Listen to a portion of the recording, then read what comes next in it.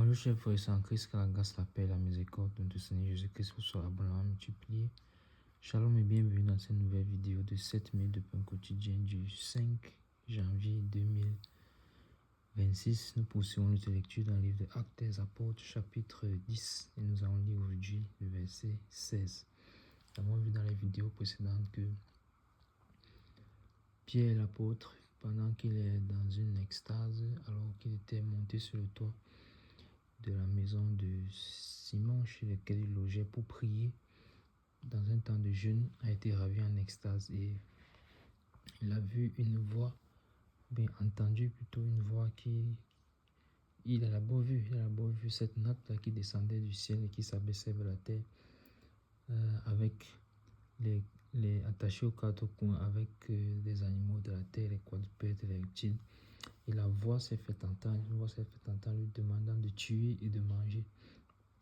Alors la réponse de l'apôtre Pierre a été catégorique. Non, Seigneur, car je n'ai jamais rien mangé de souillé ni d'impur. Donc, l'apôtre Pierre a refusé parce qu'il respectait scrupuleusement la loi que l'Éternel avait donnée à Moïse.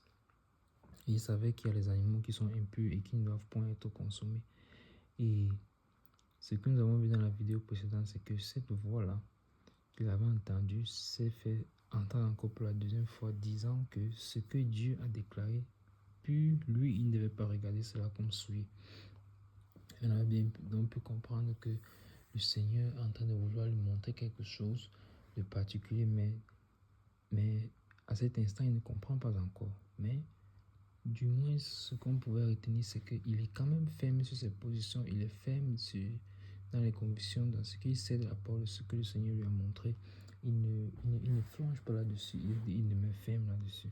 Et on s'est donc posé la question, la voix insistait pour la deuxième fois, que va-t-il faire? Va-t-il finalement céder ou que va-t-il faire? Disons donc ce que le verset 16 nous déclare aujourd'hui. Le verset 16 dit ceci: cela arriva jusqu'à 3 fois. Et aussitôt après, l'objet fut retiré dans le ciel. Amen, amen, amen. Donc, qu'est-ce que nous constatons ici? Nous constatons que les Écritures ne disent pas encore quelle a été la réaction de Pierre après, mais on nous explique que plus tard encore, la chose s'est reproduite et s'est reproduite jusqu'à 3 reprises. Et après, l'objet a été retiré dans le ciel. Donc, l'objet, c'est-à-dire cette natte-là qui descendait du ciel vers la terre, est repartie vers le ciel, tout comme c'était, comme cet objet-là était venu.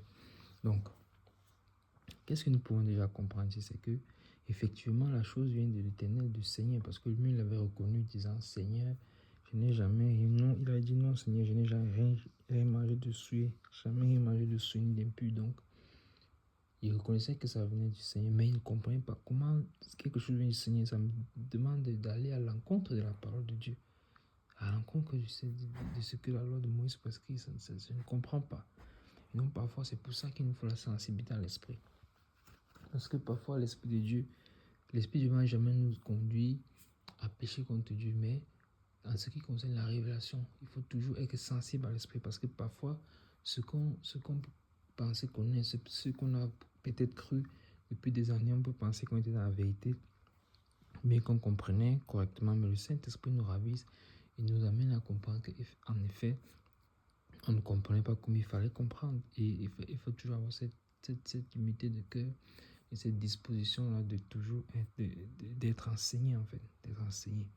Et donc, on nous dit que cela arriva jusqu'à 3 fois. Et on voit un autre chiffre qui apparaît maintenant, 3 fois, vous voyez, 3 fois.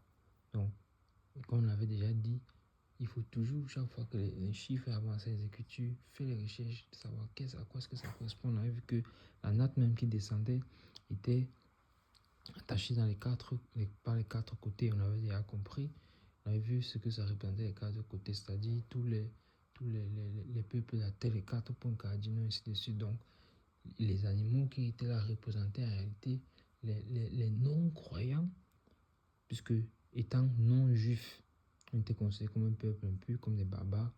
Donc, les non-juifs, en fait, ou bien les non-croyants, en réalité, qui étaient dispersés aux 4 coins de la terre, aux 4 coins du globe.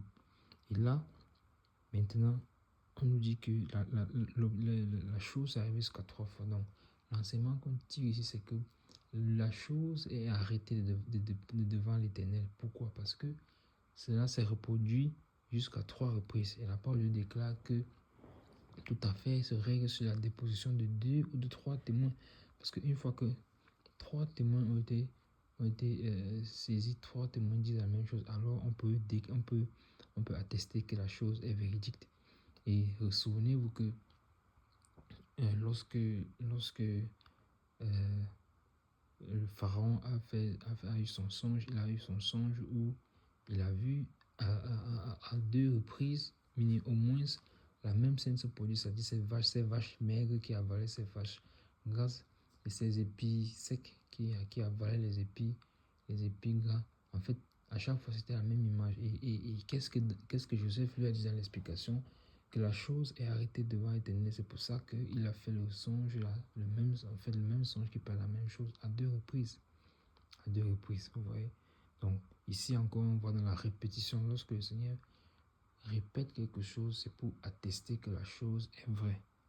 La chose est arrêtée. Donc, cela est arrêté. Le Seigneur a déclaré que les nations qui ne sont pas les nations, c'est-à-dire les non-juifs, ceux qui étaient considérés comme les barbares, alors lui, il les regarde désormais comme purs. Même si à cet instant, Pierre, l'apôtre, ne comprend pas encore, mais le Seigneur a déjà notre plan.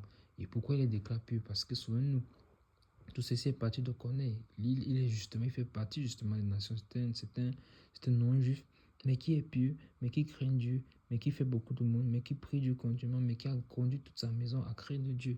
Vous voyez que voici un homme qui n'est pas juif, mais il est regardé et considéré comme pur devant Dieu. Et justement, un ange éternel lui est apparu dans une vision, et c'est cet ange qui a donné l'instruction d'aller chercher l'apôtre Pierre. Et donc, le Saint-Esprit est en train d'apprêter l'apôtre Pierre pour lui dire que je vais t'envoyer dans la maison d'un homme qui est justement païen. Ne le déclare pas, ne le regarde pas comme celui, car moi je l'ai déclaré pur. Donc, mais il ne sait pas encore, l'apôtre ne sait pas encore. Donc ça rend encore l'histoire encore plus excitante et nous sommes donc impatients de savoir quelle sera la suite. Qu'est-ce que Pierre va-t-on faire pendant que, après maintenant que cet objet s'est retiré? A-t-il compris que ça s'est produit à 3 fois pour attester que effectivement c'est la vérité, que la chose est arrêtée de devant l'Éternel? Que va-t-il faire? Va-t-il obéir? Va-t-il continuer à se dire que peut-être c'est une tentative pour lui faire désobéir à la loi de Moïse? Que va-t-il faire? C'est ce que nous verrons certainement dans la grâce de Dieu dans la prochaine vidéo. Nous nous arrêtons là pour aujourd'hui. C'était tout pour les 7 minutes de pain quotidien de ce jour. Que la grâce, la paix et la miséricorde de notre Seigneur Jésus-Christ soit abondamment multipliée. Shalom.